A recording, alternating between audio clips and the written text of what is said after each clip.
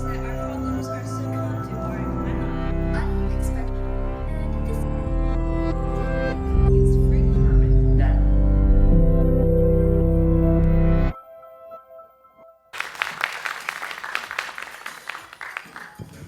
Hi, everybody. Okay, so as popular American essayist William Gibson once wrote, "The future is already here." Now, this is a statement I find quite perplexing. The future? The future where basic appliances are tethered to Wi-Fi connections and apps all over the world, where you can't use a basic appliance without having to make an account?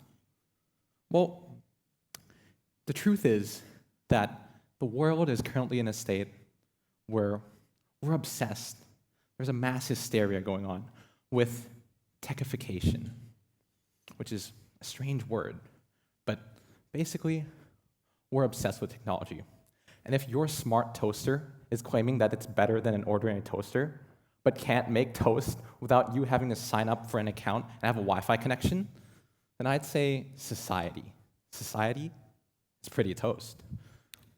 And so I'd like to get you all started with a couple of examples, absurd examples, but real nonetheless, of smart gadgets which I find quite unnecessary, but they're still quite popular in this world. Let's start with smart toothbrushes that send you passive-aggressive notifications about your nasty brushing habits every morning, or smart mirrors that critique your morning fit, like how your sister does every morning too. Or even umbrellas. Yes, little umbrellas that you can just go shh, shh, and open now require an app just to work. And that's what's so strange, right? With this technology, it's not needed. And so why is it here? Because when everything's smart, at this point, nothing is. And so right now, you're all probably wondering, then what does this have to do with me? I'm not like the type to buy into these sort of smart gadgets. But I'm here to also show you that this techification hysteria isn't only limited to just smart gadgets. It extends into everything around you. Take cars, for instance. Let's say, look at this BMW M340i, one of my favorite cars, by the way. But look at its new futuristic infotainment system. Gone are the buttons and knobs of the previous models where you could just spin the buttons or touch the buttons or press the buttons, which are very nice, by the way. But gone are those buttons, and now they're replaced with a screen, a simple screen. And let's pretend you have this car, and you're cruising down the highway at 120 kilometers an hour, which is legal, but it's a very fast speed. And you feel cold, and so you go down to turn the temperature. But to do that, you notice something peculiar. You see, in older models, you could just feel up the dashboard and find the knob for the temperature. But now, since it's a screen, you have to take your eyes off the road. And let me reiterate that. Take your eyes off the road at 120 kilometers an hour. Texting while driving was banned for a reason. And yet, car manufacturers are putting in infotainment systems in cars that require you to take your eyes off the road. 5 seconds might be all it takes to change your temperature, but 5 seconds might also be how long it takes for you to die in a fatal car crash. But I'm not just counting on BMW here. I mean, this applies to almost every car brand nowadays, with stuff like the Mercedes with the EQS, Tesla with the Model X, or even BYD, the #1 EV brand in the world with the BYD Han. These things, these risks, aren't just applying to one thing in the tech industry. It applies to everything. There's a mass hysteria going on. And so much so that this safety risk associated with cars and tablets and the futuristic little infotainment systems in new cars are so dangerous that the European Transport Safety Council issued a decree recommending car manufacturers to put back physical buttons in their cars, to revert back to the way it previously was, which speaks volumes about how unsafe that is. So congratulations, car manufacturers. I think you've just managed to outdo tequila in the things that impair driving category. And so I'd like to show you another aspect of this, because these things don't just end with safety issues. They also extend to reliability. Marques Brownlee, a popular YouTuber, reviewed a car known as the Fisker Ocean a while back, which went absolutely viral because of the title, which he reviewed as the worst car he's ever driven in. And it came as a shock to people because Fisker was advertising this car, this new EV, as the revolutionary thing with so much technology and so futuristic that it would revolutionize the world. And the problem with it was so complex, had so much tech crammed into it, that it was just super unreliable. And that's the problem. That's the issue with the tech hysteria. Complexity just means more points to fail in a car. And so much so that this car, the Fisker Ocean, couldn't drive. The key fob could not unlock the car. And even after Marques forced it open and turned on the car, it would not drive because so many of these complex systems that are crammed into the car just failed. They're not reliable. And that's kind of the issue here. Now, I know not everybody's into cars like I am, and so I'm just going to transition into another aspect of your life, which might also be really important. The kitchen. Now, fridges, obviously everybody likely has a fridge, and Samsung smart fridges are kind of rare these days, but still, this is something which brings an interesting thought to your mind, wherein it's described as smart, right? But in this case, smart simply means connectivity. They can connect to your phone, they can connect to your tablet, they can connect to your washing machine, they can connect to everything in your house. But ask yourself this, do you really need that? Do you really need to be sitting at a beach in Malibu halfway across the world, controlling your smart fridge like it's the most important thing in life? No, and that's exactly the point. It's unnecessary. But aside from unnecessary, there's also another issue with this, and it's reliability. Now, individuals may not realize just how unreliable it is that smart fridges are filled to the brim with technology. But if you look at the terms and conditions of such a thing, you can see that things that require software, such as this smart fridge up here, the software support runs out in around 4 and 5 years. So essentially, after 4 to 5 years of using this thing, it becomes from an expensive gadget to just expensive junk because they don't work. And meanwhile, your grandma's ancient analog fridge is probably still humming in her basement like it's auditioning for a post-apocalyptic movie. And so, I mean, even with fridges being unnecessary, there's also another thing that I see that individuals are often adopting in this modern world, and that's smart locks. Now, these are great. I mean, I don't use them, but I know they're great. They offer another level of convenience. I mean, you save, what, 0.5 seconds from getting the key and inserting it into a slot versus just putting the PIN code in? That's right, 0.5 seconds paying for a smart lock. And the issue of reliability comes up once again with these things. For example, let's say your electricity goes out one day, and you come home and you can't get in because you don't have a spare key. Meanwhile, your neighbor Carl, who didn't invest in a smart lock and has a regular doorknob, just went in and he's probably eating his Oreos while you're calling up the locksmiths trying to get into your house because, well, the power's out and you can't do anything.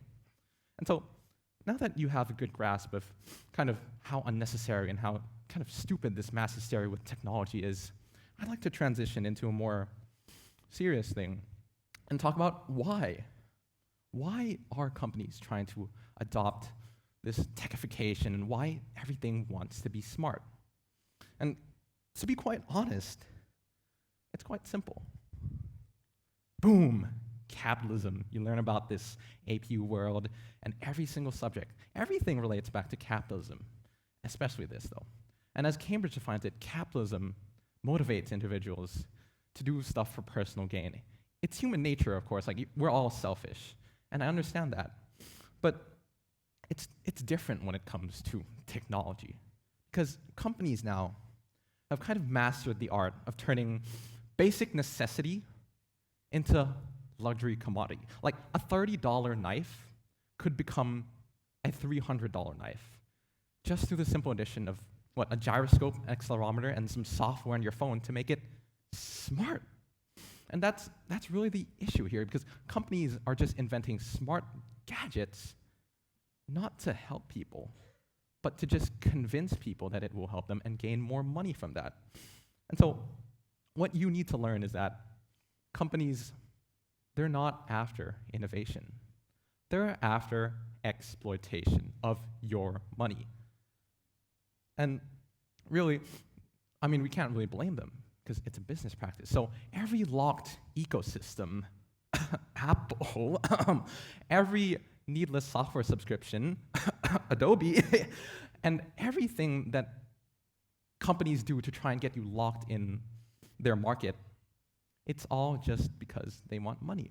And I know I'm blaming all this on companies, but there's another factor in this which I don't think I'm also emphasizing that well, which is you or us. We're giving in to these marketing strategies as well. Like, it's not like the other day I can just walk into the Apple store. I can't just go up to them and blame them and say, I gave you consent to take my money and give me a new iPhone 16, and that's your fault. Because no, we are the ones also believing in these marketing strategies of these companies. And so we have to maintain a good balance between believing in these claims of new technology and a bit of skepticism towards what they claim they can do. And finally,